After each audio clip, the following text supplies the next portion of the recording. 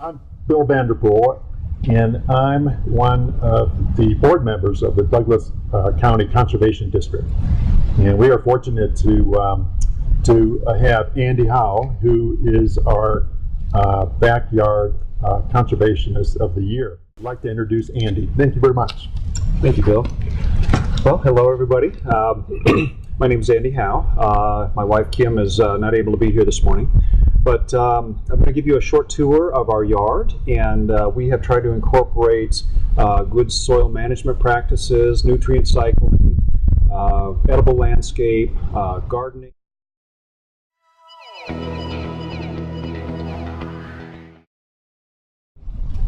I'm Dave Dirksey with the Douglas County Conservation District, and we're just enjoying this beautiful work that Andy and Kim have done here. Andy, what have we got here? Well, these are potted plants, and so they're part of our home landscaping. We painted the pots to match the trim colors on the house, but we've got garden vegetables up here, so green onions, lettuce, and cilantro. A dwarf tomato that's designed for pots, and then bell peppers over here. So it looks like everything's producing pretty well. They are.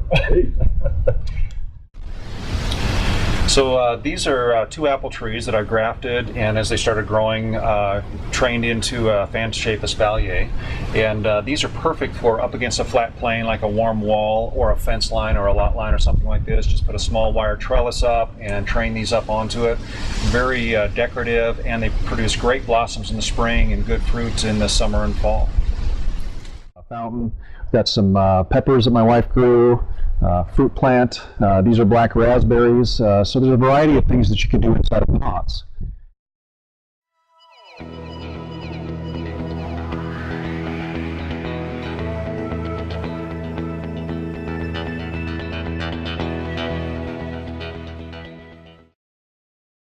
So everything in this side yard landscaping produces some type of fruit.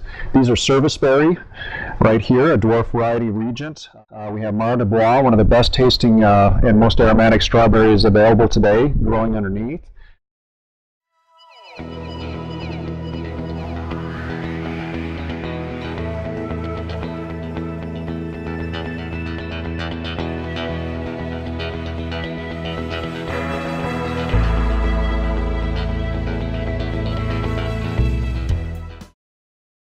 And as you can see right now, these guys are ready for harvest. We typically get 3 to 4 pounds of grapes per vine off of our grapevines, the wine grapes, and seedless table grapes we have gotten up to 15 pounds per vine.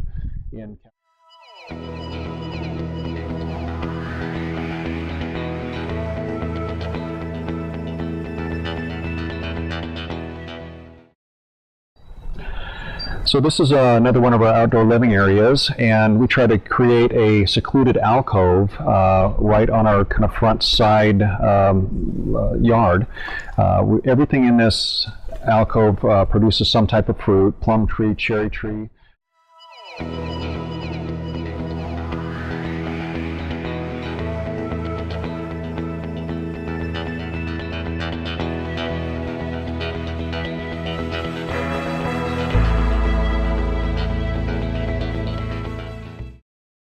These are American hazelnuts, and you can see some of the nuts here that we grew this year.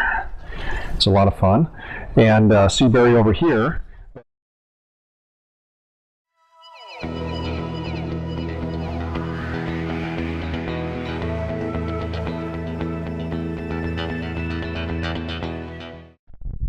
So this is our side yard, and we've got a summer-bearing variety of raspberries on both sides. It started here and decided to come over, and we trimmed it up to get us a little bit more sun on this side. Prefer a fall-bearing type raspberry in this climate, but this is what we had to start with, and it's done great for us. We get a great July harvest. And then we've got a garden over here, a traditional vegetable garden down below, and I'll take you in there and show you a little bit of it. So I think in Colorado, as we pretty much all know, our soils can sometimes be a challenge with the lack of organic material. And I think what Andy has done with the variety of techniques has really created some wonderful, rich, organic soil. And maybe, Andy, you could tell everyone how you've been able to do that. Well, this soil here is extremely clay. It was very hard to work with, and so once we moved in, we added another layer of brick to raise the bed a little bit.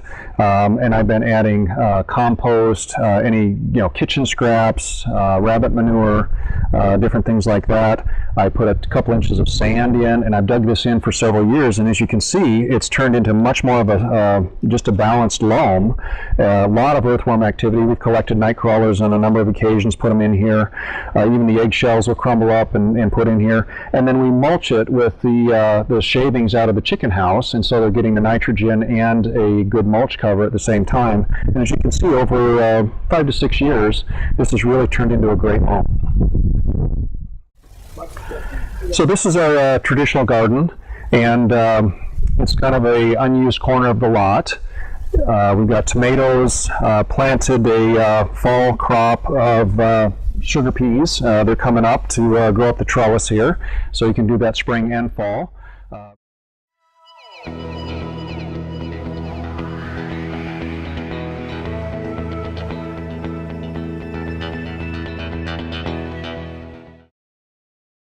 I've got a row of raspberries that I keep trained up against the side. Normally we have peppers in here, but they're in the pots this year. We've got onions, we've got some lemon thyme going, summer squash, and more onions up that way. We just vary it, whatever we want to grow. Our herb gardens are over there, so these are traditionally more vegetables. Beets and carrots, any root crop does very well out here. There's really, the sky's the limit, and with a good soil, good mulching, it's very easy to garden. And then we have our hoops that we bent out of electrical conduit, and these will allow us to use a floating row cover like an Agribon fabric or a plastic or a bed sheet or whatever you've got. And these can even be raised up with connectors and straight conduit if you need it a little bit taller.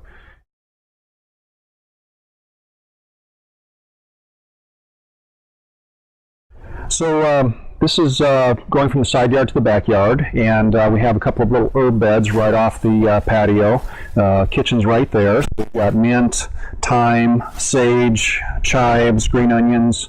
We've had cilantro, parsley, dill, other things at times. And so very compact setup here. I mean, this one can't be more than 2 feet by 4 feet. This one's a little bit bigger. But and what's also nice is some of these things are so low growing that they can even grow in between your pavers. And so Kim couldn't resist and found a pineapple at one of the stores, and we're growing a pineapple for the summer. We got a little tiny pineapple off of it. It was great. This plant here is a passion fruit. It's called maypop. It's the most cold hardy variety of fruiting maypops, passion fruit rather. It's hardy to zone 5, but it's got these gorgeous, gorgeous flowers, and once it gets going, there'll be at least 3 blossoms a day on these things. And it does produce little fruit. Sometimes they have enough season to fill out, sometimes they don't, but for the decorative value alone, the dark green foliage is beautiful. It climbs up trellises or your window screen, whatever you've got. But it is a gorgeous landscape plant. And it's called maypop because it's supposed to pop out of the ground about May. It can be early June here, but this is one season's growth. It just dies back to the ground every year.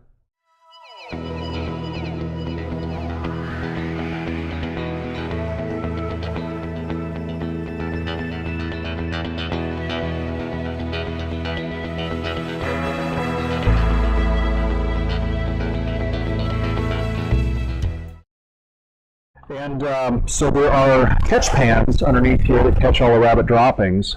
And so this is one thing that we fertilize our garden beds with all the time. So we will take that and either put it in our vermicomposter and let the worms turn it into mulch in short order, or just put it right on the garden and dig it in. And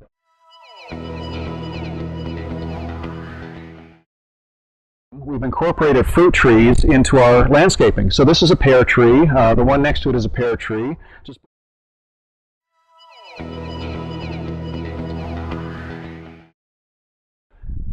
So this is our blueberry bed, and blueberries in Colorado need two things. One, they need an acid soil in the pH range of 3.5 to 5.5. We don't have it here. Most of our soils can't be acidified.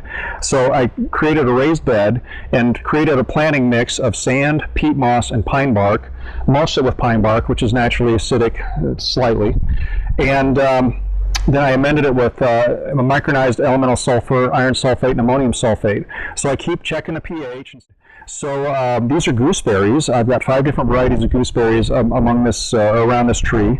They produce some very large green berries, some kind of champagne-colored berries, red berries, and one year I measured them, and at 3 out of 5 were producing that year, and we picked 7 pounds of gooseberries out of this little bed right here.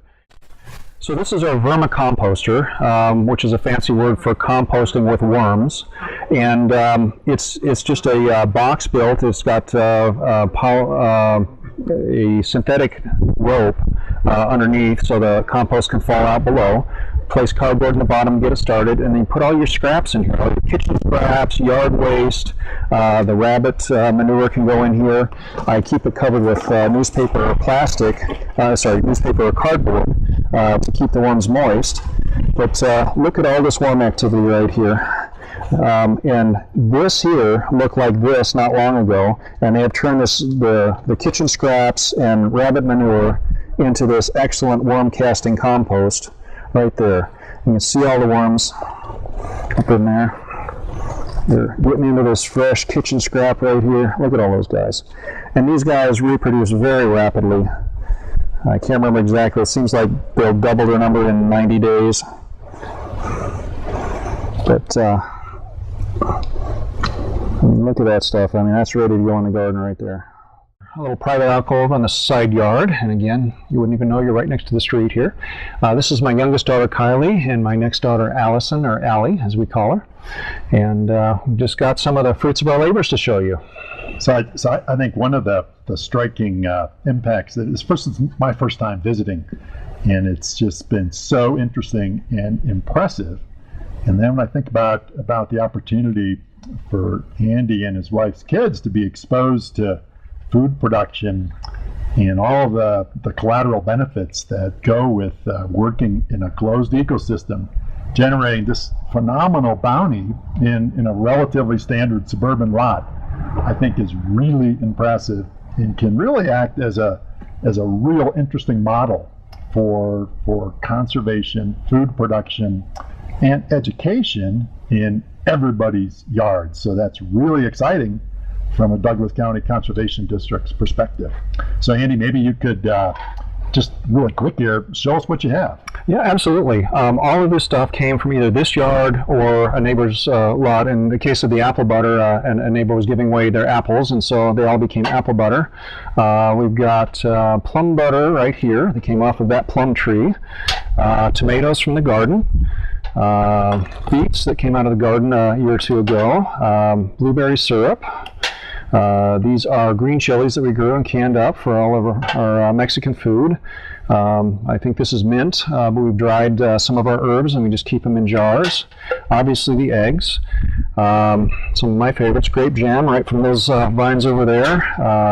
Blackberry. Actually this came from another site, but I grew them as well. And then we got our frozen stuff, and these make great smoothies or pancakes or whatever. We got raspberries. I just freeze them on cookie sheets so they're separate, and put them in gallon bags or quart containers.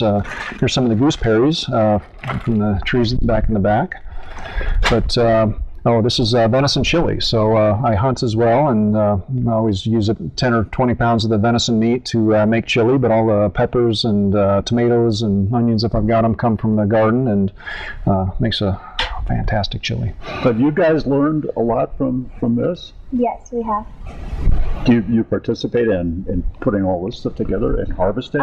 We help my dad every once in a while, but we mostly take care of the animals. We saw all those ducks and chickens back there. And rabbits. They all look really happy and healthy, so it looks like you're doing a great job. How many eggs are you guys getting? So right now only 2 of our chickens are laying, but then also our ducks are laying, so it's between around 3 to 5 or every day. Yeah. every day? Yeah. Wow. That's quite a few eggs. Yeah, and then once our other chickens start to lay, we'll get a few more. You know, I grew up thinking that bread fell off the back of a truck. And you guys are learning so much more. I think it's really neat. Congratulations to Andy and your entire family for a wonderful opportunity to really see what can be done with some planning and some interest and education. Well, thank you. Well, thank you. And boy, we're just so anxious to spread the word on this, and hopefully other people will see what you've done and do the same thing. Okay. Well, thank you, Dave.